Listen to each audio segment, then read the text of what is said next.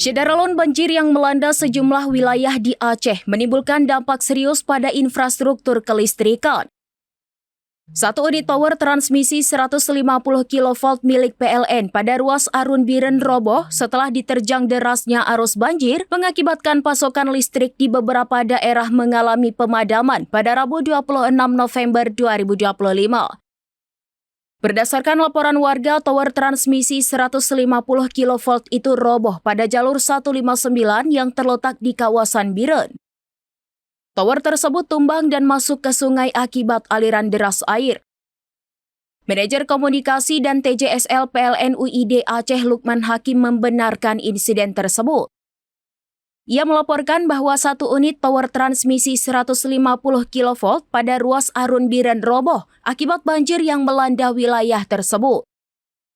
Runtuhnya tower tersebut membuat aliran listrik ke beberapa daerah terganggu dan menyebabkan pemadaman di sejumlah wilayah di Aceh. Menyikapi kondisi darurat ini, PLN bergerak cepat dengan menurunkan seluruh personel ke lapangan untuk melakukan penanganan dan pemulihan kelistrikan. Hingga berita ini diturunkan, PLN belum dapat memastikan kapan pasokan listrik dapat kembali normal.